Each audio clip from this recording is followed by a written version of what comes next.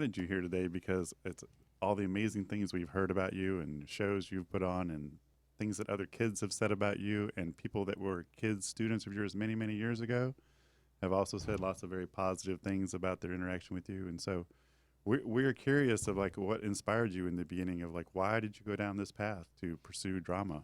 I was at Polk Community College. I was a voice major, and I was there actually on a scholarship. And I had a rock and roll band I'd had from high school on, and I was going to go into rock and roll.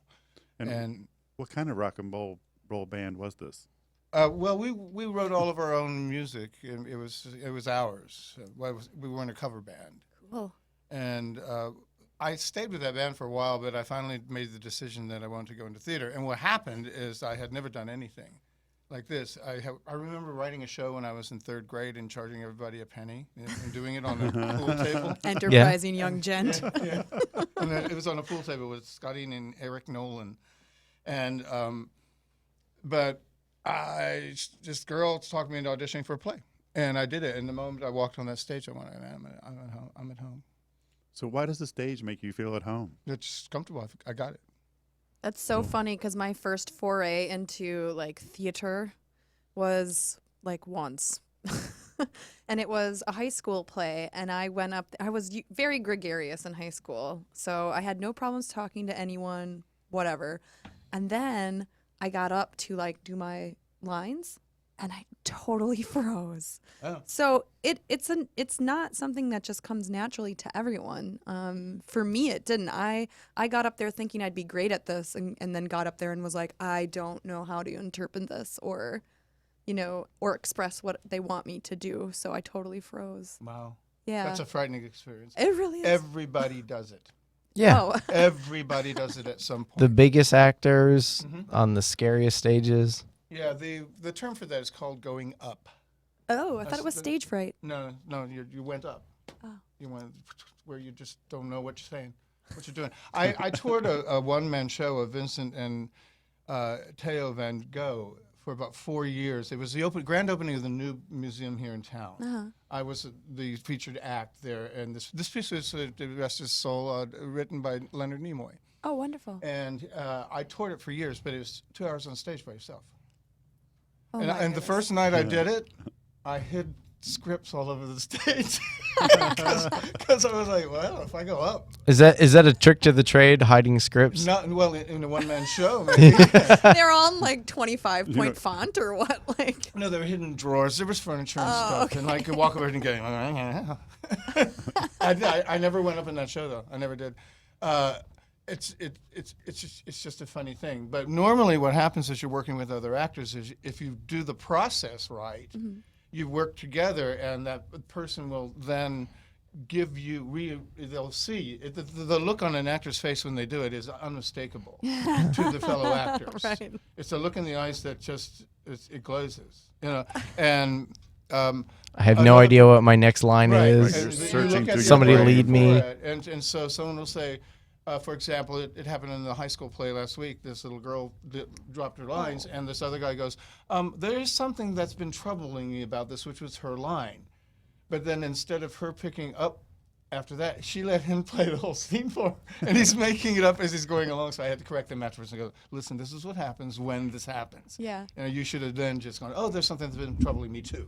Is that part of your teaching methods? Yeah. Is Oh, to yeah. teach them how to carry on? Yeah. Yeah. The whole concept behind it is that my whole philosophy has been from the very beginning is that you're only as good as your next show. Yeah. Yeah. You can't go, oh, that was great, and I can rest on that because Yeah, you have to go forward. it starts all over again. Huh. And I consider myself very lucky. I mean, I chose to stay here. I Yeah. worked in New York and other places when I was in my 20s, but I was still based here and lived there for a little bit of time. And I chose to stay here because there wasn't a lot going on, and people were giving me the opportunity to make things happen. Right. Well, you get to be a big fish in a small pond. So, yeah, I suppose I didn't really look at it that way, but there was a chance to do some work, Yeah. Right. and real good work sometimes. When were you in New York? What era? 70s. So did you see a lot of like the performance theater art that was going on with like the yeah. postmodern kind Yeah, of? yeah. And did you find that was not necessarily your liking or your taste, and it was just a little too I think it's a really great level. It's just not anything I wanted to do. right. You know, and I go to Europe every year, and I see a lot of new works being done from all over the world, and I do this every summer, and go to performing their festivals of new works on all different levels, and I love the wide variety of opportunity that performing can bring about, and that is afforded within being in this art form, but there's only so much that you can do here. And I've started 2-3 new playwrights festivals that lasted for years here and at the museum. And I taught playwriting for 10 years. So new work is important. Yeah, absolutely. New work's really important. And I think right now, for me, the nicest thing about Lakeland now is that it is more ready now than it ever has been for that sort of thing to start happening here and be supported. And the art scene here is just really becoming big. It's not just it's Polk County in general. Absolutely. There's It's so many young burgeoning. people involved, and there's actually some really good ideas and good opportunities to pursue those ideas. And when I first started out, I had an abandoned building next to the Polk Theater, and we ran a theater out of it and did all kinds of new stuff. It was great. I toured with the company for 4 years back then, and we did all of our own work. Oh, wow. And we were the only thing around here like that. There's nothing else around here like that. What are some of your most proud performances? Like what are like some of the things that you've done in your lifetime that like really just scream out to you that you remember for doing things here locally? I think the thing that really, this is probably not the direction you're looking for, but the one thing that always made me feel the best is that my mother came and saw everything I ever did. My father wasn't interested at all, but my mother just loved coming to go to the theater, and she just loved it. And every time I worked, every time I was performing, she would walk up to me afterwards, and she would just, and she go, "I forgot it was you." Oh, that's a great compliment. That's the best thing to hear. That's- Yeah. yeah, as an actor, that's a great compliment. It's true. And the thing is this, I'm a chameleon as an actor. Mm-hmm. And for a big man, that's a hard thing to do. Mm-hmm. But I'd really take on a large guise and then find an honest truth inside. Yeah. Our production, I've done Tevye and Fiddler on the Roof a lot, and a lot of people just come out and just go, "You are Jewish. Mm-hmm. You are Jewish." And I'm like, "No, I'm not." Not right now. No. I really love doing George Hay in Moon Over Buffalo. Mm-hmm. And one of the things that happened in that play is me and a fellow actor, Jeff Ludy, who's at Rochelle, we stopped the play. People laughed, and the other actors were just standing on stage and just standing there looking at it because these people were laughing so hard. And that is a great feeling. Yeah, absolutely. When you have Infectious, the I'm whole sure. crowd that just I mean, can't. it was a good 2 minutes. Yeah, and you're just standing there I like was like- absorbing the. I was laying on a chaise lounge, and we were acting. Yeah, But what it looked like we were doing was not what it was, which made it so funny. yeah, It was so funny. And that stuff like that makes me proud. Because I love it. I love to make people laugh. yeah. I honestly do. I like to make people think, too. How often do you make them cry? Oh, yeah, I can do that. That's a great Yeah, question. yeah. Yeah. You know, that's what was the piece? I can't remember. I'll tell you exactly what made me do this business for sure. And it was my first trip to New York. And I went to see Amadeus. It's the very first thing I ever saw in New York. I was 19, I believe. Am I 20? And Ian McKellen did this thing as Salieri, where he broke into Mozart's stuff and was reading his music. And he starts flipping through the pages of his music, and he starts out like a normal, that sort of thing, and then the music starts playing over it. And you can hear the music, and then he talks about the entrance of the oboe and how brilliant it was, and he's flipping through the papers, and and he just realizes in that moment that he is an insignificant nothing, and this guy is going to be remembered for all of time. And he realizes it, and he stands with these papers, and the music gets really loud, and he just fell flat on his face, and the papers went, It floated to the ground. And I went, there's not a single person in this room that's breathing. Mm-hmm. We were all just holding our breath. And I went, I want to do that. Yeah. I want to do that. And so that's kind of a goal, is to just really go in deep enough that you can actually do that. You can actually become Make people hold their breath yeah, and to I wait have for that done- next moment. And they're sitting there and they're not breathing. Mm-hmm. It's just, it was, so that's, yeah. let's get Can you behind tell us about a time when the audience didn't respond the way you thought, like in the opposite direction, or just totally disconcerting to you about? Yeah, what I'm sure happened? working in Polk County, you must have seen that a couple times.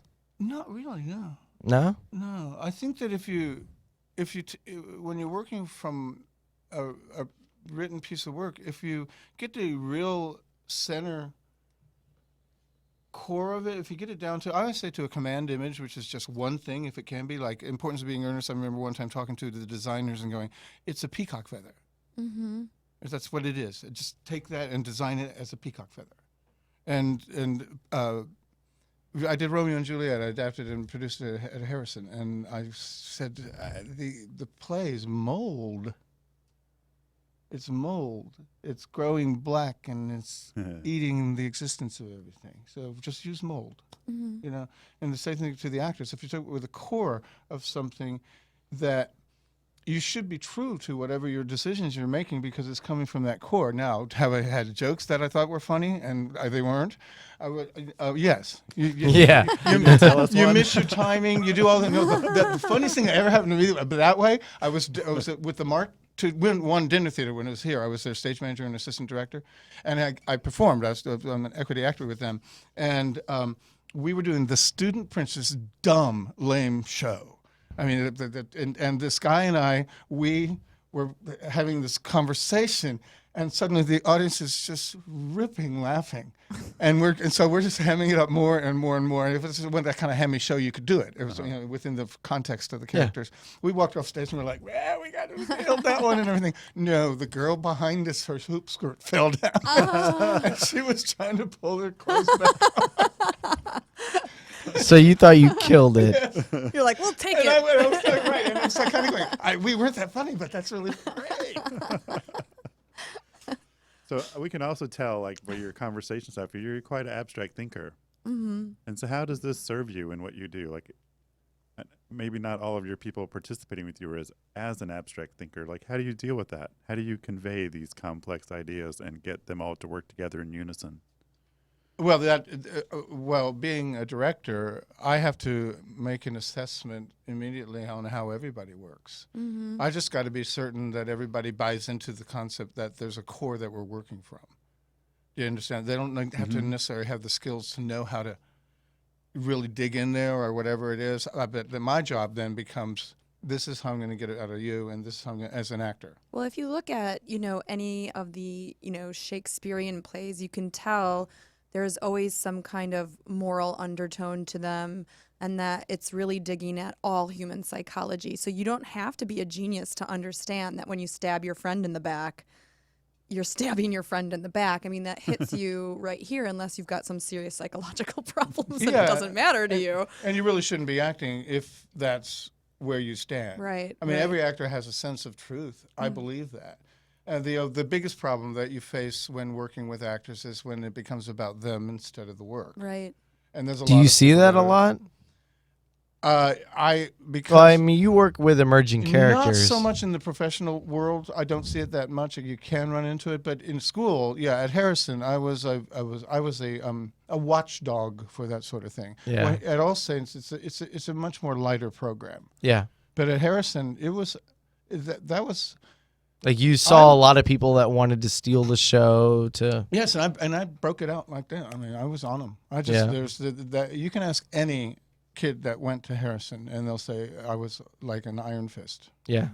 And Either you if do they it, showed if they you- showed any showboating, you immediately shut them down. Shut or, them down. And we have the ability to to have artistic probation, where they had to show Really? this stuff. Yeah, they had academic probation, artistic probation, and disciplinary probation. Let me know about speak a little bit about artistic probation, because that's kind of a foreign term. Well, what we did is we take them on a certain term. They worked for 3 years with the other teachers, and then I got them as seniors. Yeah. And I got them as juniors as actors, too. Yeah. And every semester they had a jury to be retained in the program. And Yeah. so they had to show that they had gathered the skills that were necessary from the classes they took and have improved to a certain level, that they had mastered these skills. Right on. And if they didn't, they were put on probation. Oh. And then okay. by the next jury, 6 months later, if they had not done that, they were released from the program. But these were teachable moments. Oh, yeah. I mean, It's no punishment. Most of the kids, did they understand afterwards, but not so much beforehand that they were doing that? No, they signed a contract knowing what they were getting into. But I mean, like, did they realize they Oh. were showboating, or they were just Oh, like, yeah, I want to yeah. be the best, Oh, and no, I no. think this is how I achieve this, and you know how some students are like, if I do it 128%, then like I will be, in my professor's eyes, I will be seen as really great, when you're just overshadowing the process of Right, performance. yes, and that's a really good question. That happened, yes. And you had to be able to recognize it. I mean, we didn't lose a lot of kids through artistic probation. I mean, Yeah. we more through academic and actually just the attrition that comes from kids moving or deciding they don't want to work that hard. I mean, 'cause Really? That's what you lost most of the students to, is just like moving and not Yeah, applying themselves we would 100%. We would get 33 generally at the freshman level, and generally 12 left in their senior year. Wow. I understand. I mean, I understand. Like I said, I've never been in theater. I tried once and bombed, so I didn't try it again. But my uncle is in theater up in Minneapolis. He does theater up there. He went to Eau Claire, University of Wisconsin, Eau Claire for theater. He says it's very rigorous. I've heard stories about how incredibly rigorous it is. In fact, I heard a story on a podcast the other day I was listening to that it's not easy, like, to stay in character. It is incredibly demanding. And the example that they used was when Daniel Day-Lewis was doing My Left Foot. He wouldn't allow, even when they cut, he wouldn't allow himself to get up and walk. He had people carry him from set to set because he was supposed to not be able to walk.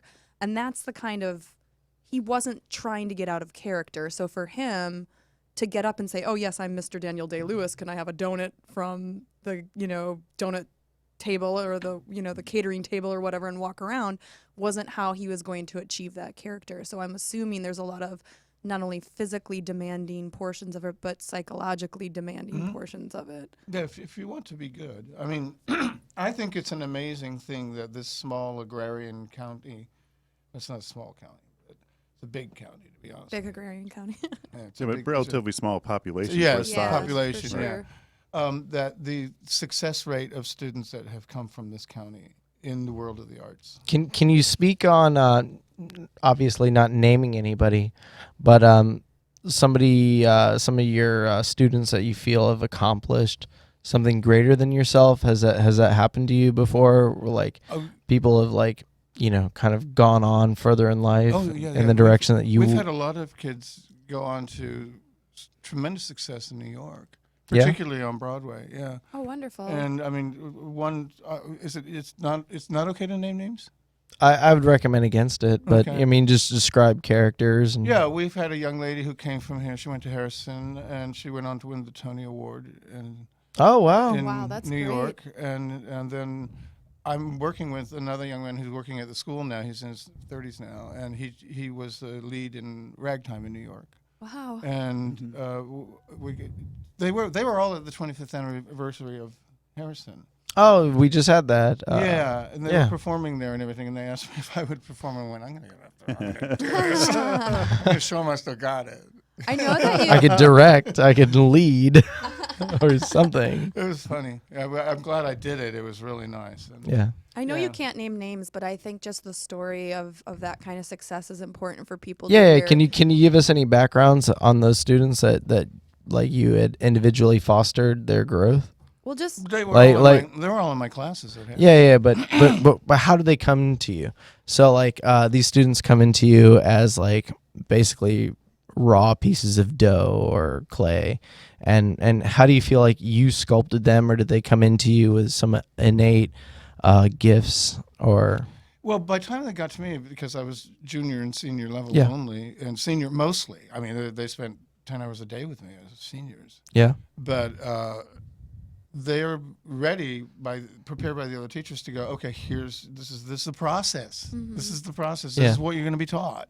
Now, there's other gifts that there's other processes and there's other ways of approaching the process, but this is what it is. And they've thanked me in programs and everything, said the reason they've made their successes themselves. It really doesn't have anything to do with me. Yeah. But they said it was the skills they learned on how to manage time and how to see a piece of literature coming to life. Yeah. That they got then, that was the skill that allowed them to really keep growing into extraordinarily fine performances. Well, we had 2 performers in Rent at the same time. Wow. On Broadway, and two in West Side Story too. That's At amazing. the same time, from this tiny little town, 18 people in the cast, 1 in the lead. That's amazing. And that is something to, definitely for anybody who's listening right now, I think in our, Western right-brained, culture that we live in, to give anyone a success rate for the arts is such a huge bonus, because there's so many kids who grow up who say, I'd love to go on for the arts, but I should probably get a job in business administration, so to have such a wonderful theater department at All Saints, and then all the other work that you've done in Polk County, and then to also describe those success rates, they're real. I mean, it can really happen. There's a lot of them. There's the people touring. Someone was just recently in that Stephen Sondheim piece that we did, the one about the old ladies, and it goes backwards, where Follies, where they're all Follies girls, and it starts with them being 80 and going back. Yeah. So an interesting piece. But when it was in Cabaret, I went over there to see her twice. Yeah. We went out and had lunch, and it's one of the nice things for me. And there's a student in Aladdin right now too. But I get to visit with these people, and they all pretty much keep in touch with me. Yeah. And but I do have to say that there's also Lakeland Community Theater I ran that for 23 years, and they got involved there too, and met so many different people, worked with so many different people. It's not a single person's influence. And Theater Winter Haven has just a remarkable program. I used to work there too as a youth director years ago in my 20s. And those things are propping up the same thing in this county. They're 2 fine community theaters. All right, well, let's make a small shift over to Lakeland Community Theater. What do you feel like your biggest accomplishments through that project have been? Well, I took it over. I was packing my bags and I was moving to New York. Yeah. And I got a phone call, said, do you want to take over the community theater? I said, sure. It was a children's theater. Yep. 2 shows a year. Wow. That's it.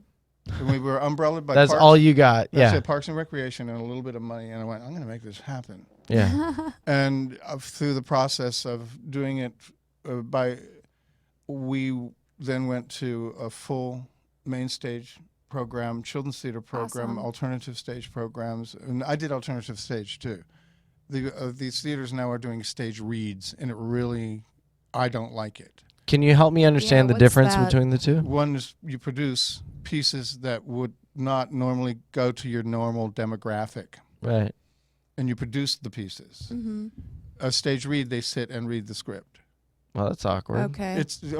Some people like it, but I Wait, think they're reading the script on stage? yeah, they sort of memorize it. To a set of people? They'll block it out and do things with it, but I don't attend That them. sounds terrible, Paul. It's not my idea. I Right. know. I'm But- just but saying. It sounds But like... I don't want anybody to think that it's still It's doing not. theater. It's not a thing. Yeah, Right. it's still a doing thing. theater. Yeah. And Really? it's important that, but yeah, Huh. it's still pushing forward theater, and Yeah. that's what matters.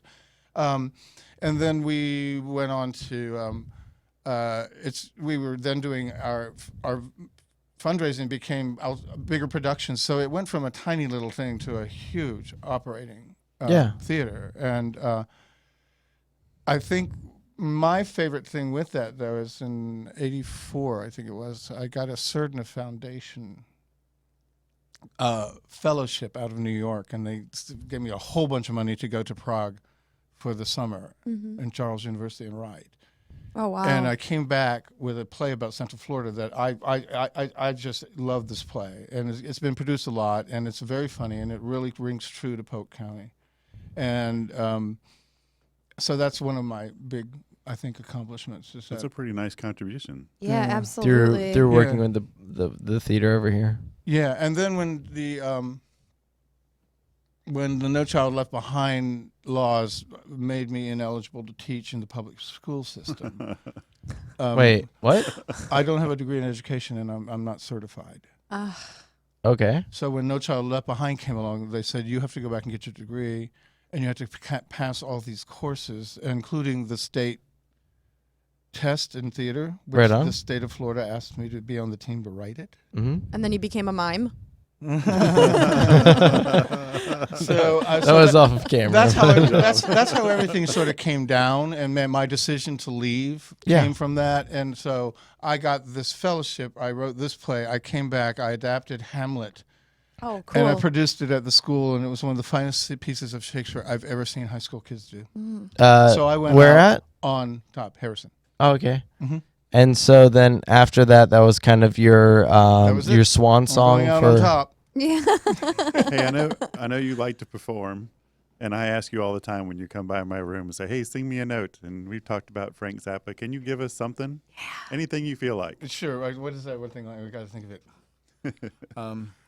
What, You want Yellow Snow? yeah, I just got to think of the Hum? words. It's the words that get me down. Yeah. I mean, I can pretty much almost imitate anybody. It's Yeah? like, yeah. And my voice is my major, what I teach the best. Yeah. Let me get that. Yeah, dynamo hum. Where's this dynamo coming from? I done spent 15 hours and I ain't got home from dynamo hum. We got, awesome. I might be moving to Montana soon. That's great. Yay. So besides Frank Zappa and the No, it's a lot of fun. besides that, and then the play that you saw of Amadeus, what? And it doesn't have to just don't curtail yourself just to theater, but what are some other artistic or literature that you listen to or inspired by to help you with? Yeah, I your- don't know about inspired that much anymore because I've just had this huge body of work and very busy a lot. Yeah. But I was really big on Bowie. Okay. Yeah. I mean, I was really big on Bowie. And By David. Yes. You mean David Bowie? David Okay. Bowie. Yeah, when Right. I was young, and I learned almost every one of his songs on guitar. Awesome. And I could sound just like him. And but then, in addition to that, my voice training, even though I took training and everything, my voice training really came from learning to sing like Harry Nilsson. And I love him to this day. It was when he died, I was very, but I thought he's the finest male singer of that era. Harry Nilsson. Nilsson. Who was he? What? Oh, you'll know him from. Okay. Brother bought a coconut, he bought it for a dime. His sister have another one, she filled it full of lime. Okay, got it. You get the lime in The the coconut, coconut. you drink them bowl up. You know what's so interesting I about that love it. song? Next What? time you listen to it, What? it's one chord. Oh, It never wow. changes its chord. It's entire one song? chord for 4.5 minutes. I think and you he might be modulates his right. voice. Now, I know I'm right. He modulates his voice in such a way that you think that the music is changing. Oh, what a It's trip. a brilliant piece of work. Yeah. I like that song actually. Yeah. He did Without You too. Can't live without you. Oh, He yes. was the first one to do it. Okay. Okay. And he did Everybody's Talking. Hmm. Everybody's talking at me. I like that Oh, song. mhm. Yeah. That's how I don't hear what that's to all Harry say. Nilsson. Yeah. When the Beatles were asked what the favorite band was, they said Harry Nilsson. Really? Yes. Awesome.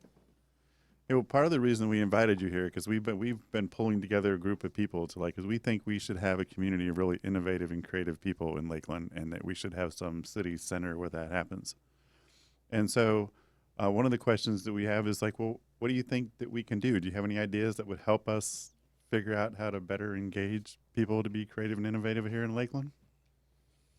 On the art side, you're saying? Yes. Yeah, because we do have the Entrepreneur Center, Yeah. And By the Entrepreneur Center, be specific for us. that's the Lakeland Entrepreneur Center. It's over on Florida. Are you talking about Catapult? Catapult. Thank you. Yeah. Yes, Right on. I couldn't think of the name of it. Yeah. Actually, one of my students designed that studio. Oh wow, Oh, right on. The dude from the Poured Porker, right? the No, the, he did the people from the Port Borker. Yeah. They have their coffee shop or Right. what have you. Okay. Yeah. Yeah. They're designing their own center now, just on the other side of the lake. Yep. Yeah. Yeah. It's coming along. Yeah, and so that's basically our question to our guests is we're trying to develop a center for promoting arts and culture within the area, I think that's great. and we started this podcast basically as a brainstorming operation where we could just sit down with people and kind of just get a general scope of what's going on, who are the key players, what have they done in the past, and let's brainstorm some ways to make this area better and more fruitful for the next coming generation. And where you've been before, I mean, you've developed an entire community theater program, and you've done that for years. And that's been what it's been. Is there any way we can make it better? Is there any way we can? Yeah. You know? I've been actually trying to do some more in the last couple of years. I've been Yeah. wanting to, but I don't live in Lakeland. Oh, I yeah. moved out of Lakeland a few years ago. Well, Polk County, Lakeland. Yeah, it's still in Polk County. Yeah, but I have been wanting to develop a new. I said it earlier. I think they're ready now for someone that's going to do works that these other people will only read, Mm-hmm. Yeah. and I want to do that. Yeah. And that would open. And I've had so many students say, if you can find an avenue for doing that sort of thing, I would return to Polk You County. mean like existential stuff, like Waiting for Godot or something? Well, that's a possibility. But if you're going to do that play, you better do it well. right. What kind of venue are you looking for? I was a small 120 seat, maybe. You mean, Yeah. like, Smaller. you mean like here? Something Yeah. Have you that seen would the be theater here great. before? we I would try to. I would try out I again. did tour it. It might work. It. I did tour it, and we looked at that room. I remember it distinctly. Yeah, that this place could work. This is a great spot for exactly what you're looking for. And the For exactly what you're looking for. well, no, for both. Yeah, yeah. For both. But I'm more interested in doing things like Martin McDonough plays. And I mean, I've flown to London to see them, and I've flown to New York to see them. He's an Irish writer. I apologize about my ignorance. Yeah, can you give me a quick rundown? You may not know them, but I just saw Daniel Radcliffe do The Cripple of Inishmaan. Okay. And then he's got the Lieutenant of Inishmaan about a guy whose cat is missing, and then he ends up killing everybody. The whole set turns bloody. It's Whoa. very black comedy, but it's hilarious. Oh, it sounds great. But his first really good one was The Beauty Queen of Lebanon. But he's got this string of work, and he's really good, and I think it's right for young people. And then there's others. There's plenty of others. I do have a recommendation, if I may. Yes. Okay, and that is if you do go to New York to see theater, you should always check out the Barrow Street Theater. In the years I've been going to New York, they're off Broadway. Yeah. And the years I've been going to New York, I've never seen a bad piece of work there, and it's all new. What was the name of the Irish playwright again? Martin McDonough. Thank you. And that's just one playwright, for example. And there's just so much good work that's going on, and I think, it's a small community of art, but it's also, it's growing bigger, but it's also contained. You talking about Polk County? And I'm talking about the difference between Orlando and Tampa and here. Yeah. We ran the Florida Theater Conference here for 15 years. Really? Yeah, I think it was 15. Could have been more. Has that expired by now? They moved on to Daytona, I think. I'm not sure. I don't go to it anymore. But Right. The reason we ran the Florida Theater Conference here for as many years as we did, and there's thousands and thousands, all the children's theater in Florida, educational theater in Florida, professional theaters in Florida, higher education theaters in Florida, community theaters in Florida, and non-for-profits. Okay, they all converge at the same time. So it's thousands and thousands of people, and there's a reason we could do it in this town because there are so many theaters within a mile radius, Yeah. and that's why they chose us. Right. Really? Yes, they were housed by the Oslo, Mm-hmm. and then they raised their rents, and they needed a new town, and they found this town, and they stayed here. It seems to me too that like some place like Orlando might be actually, contrary to popular belief, constrained by their size and what they can do because they have to be committed to mainstream stuff. They have bigger Well, sponsors. They they- have bigger, I don't think venues, they have the to make more money. density for theater locations that we do here in Polk County. Not in a small area. I mean, yeah, if you look at the square mile, like the 2 square miles that we're in the center of right now, there's like 7 theaters that can put on productions. I think there's more, but I do What- believe there's more. And I would I have to run it through. It's been a while since I did Yeah. all of that. I we're have gonna- to say that you're a natural because you're just intriguing to listen to. Like you can captivate someone. You really can. And I don't know if it's because of your vocal, coaching to yourself or your ability to gesticulate. I don't know what it is, but like I've been like, Paul, continue on. What are No, you? thank you. Monica was going to leave us earlier. I and do. I have to go, and I wish I could stay for the rest of the conversation because, like I said, you're very intriguing. But I hope that you'll come and work with us at Art City and help us to put together something really wonderful Yeah, downtown. I'll take a look at it. Yeah, thank you for your wonderful questions. They Absolutely. Really were nice. Thanks, Paul. Thanks for coming. All right, guys. Sorry to. As we continue. No, it's actually been a complete pleasure, Paul, and I'm very happy that you spent the time with us that you had. Do you have any more questions? No, Rod? my only thing was the same thing Monica was saying. We would be delighted if you had any type of suggestion of something that we could do here. Yeah, we would like to help facilitate I that always in have some way. suggestions. Cool. I was really pushing for a couple of years these programs I attend in Europe. I started teaching in Stockholm 8 years ago, and once you get into Europe, you can go anywhere you want to go. Yeah. But it's getting across that pond and paying for that money. And so, having a job in Stockholm was really nice. I was teaching Swedes to interpret American lyrics. How much time did you spend over there? This summer. Oh, okay. And one winter, one December, Okay. we did not go back after that one December. Yeah. That'll do it for you. It was enough. Yeah. Coming from Florida, it's hard to do a summer I actually or a visit winter cold anywhere. weather every year. But Yeah. I visit it. I love snow, and I love to be in it and enjoy it for a little bit, and then come home. Yeah.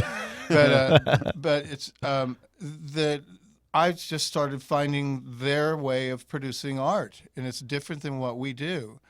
And these festivals are all over, and they're good. Yeah. They are good festivals. And I mean, the year before last, I think, I got to remember, yes, I saw 59 new pieces of work in Bilbao, Spain. I was Wow. in Bordeaux. I was in Budapest. I was in Dubrovnik. Were you able to enjoy them in different languages? Do you know multiple languages or No, I speak English and a little bit of Spanish. Yeah. But the festivals, there's plenty of things in English. Yeah. And it's not always language-driven pieces. Yeah. There's music. There's Like the operas are right. Yeah. But this isn't that big a work. Right. But there was this one piece that had no lines at all, and it was people trying to prove that you could still do special effects on stage without having to use technology. Yeah. And they had this frame, and inside it was this woman, and there's things on the wall, and they all began to move, and it looked like it was melting into a dolly Yeah. thing. And then eventually they were doing it all with mirrors, and by the end, she was undressing and she had gotten nude, and they were using the mirrors in such a way that they had a male nude and a female nude standing there, but you were seeing what was in the mirror, and they were flipping it so fast that you couldn't tell the sex Oh, very cool. of the Yeah. person, and that they had gone into some sort of androgyny. It was an amazing piece of work. So Yeah. they're playing with some innovative stuff. Really good and stuff. Seeing where they can go with it. And I have been lucky on that one. we should do some stuff I mean, like that. I've been wanting to see about bringing a European festival here, and I know all the people. Yeah. I mean, I've been told you know more about this European work than any other American by the people who run those festivals.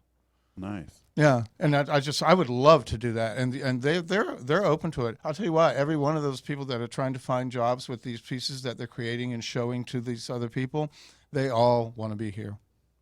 They all want to be seen here. Uh-huh.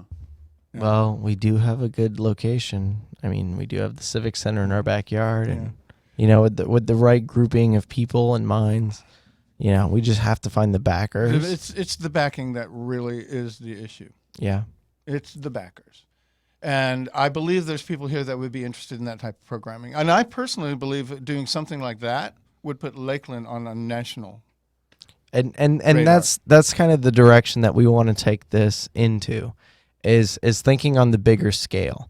Like, I mean, obviously, like what we're doing right now is, kind of small time thing, but it's these small time brainstorming sessions. And that's really what we're in the midst of right now. Like this whole Art City Arts thing, it's a massive brainstorming session where we try to invite other people in to like help us think outside of the box, to create bigger projects, things that like normally wouldn't be in our purview, that we can like take and find a solution to and connect the dots to make something bigger happen in this area.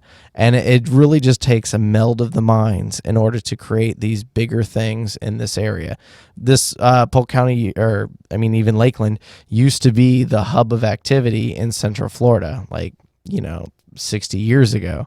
And it's not impossible to make it happen again. We just have to come up with the right idea with a strategic plan of backers in order to fund, those kind of projects. Well, yeah, and that's just not where I function well. Yeah. That's okay. I've never had to seek backing. It was always sought for me. Do you know what I mean?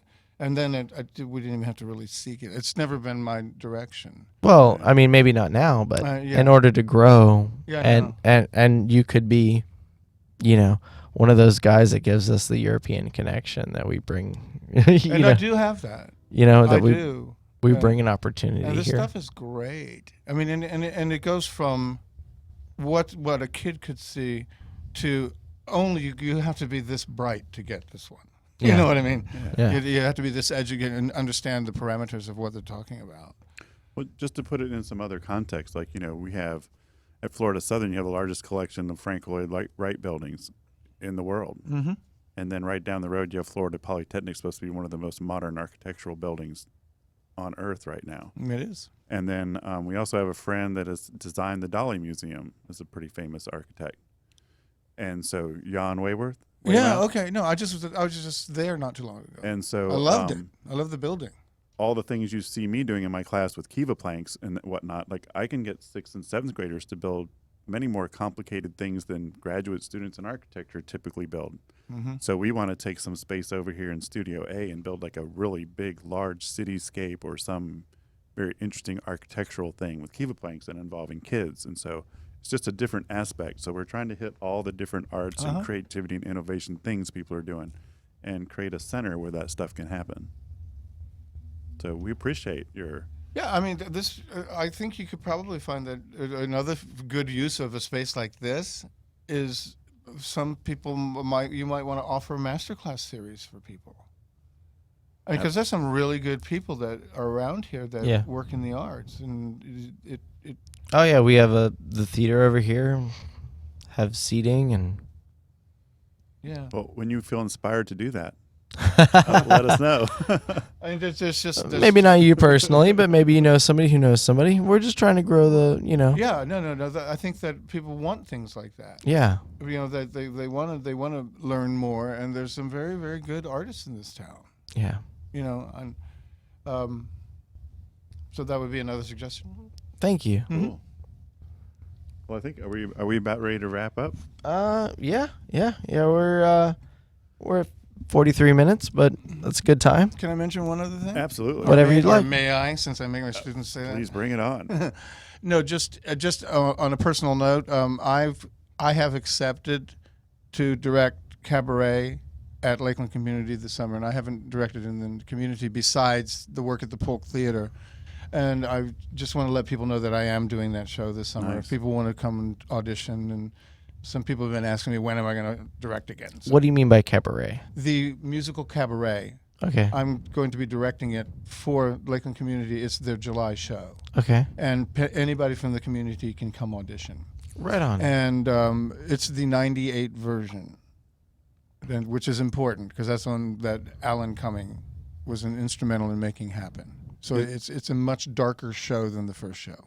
If you would either make a flyer or give me the information, I'll make a flyer. We can post it on our Art City Arts Yeah. website. I'm sure that the Lakeland community can send you whatever. Yeah. Yep. And so we can blast it out and connect the link Yeah. also. Yeah. Yeah, we're a big fan of promoting the arts in the area. I just want to get the better, stronger actors there if I can get them there. Yeah, Awesome. that sounds good. And yeah, we'll promote it out and dodged a couple cabaret shows here at the studio recently. Oh, different sort of cabaret. I'm sure. I suppose, yeah. Yep. Yeah. Yeah. But thank you guys. My name's Randy Borden, and we're hosting Art City Arts today. And Rod, All we right. Well, our little statement that we usually say is we say Art City Ants out. got Art City Ants out. Paul, can you give us a little shout out? Man, as I said, only as good as your next show. Right on. You're only as good as your next show. Hear that out, guys.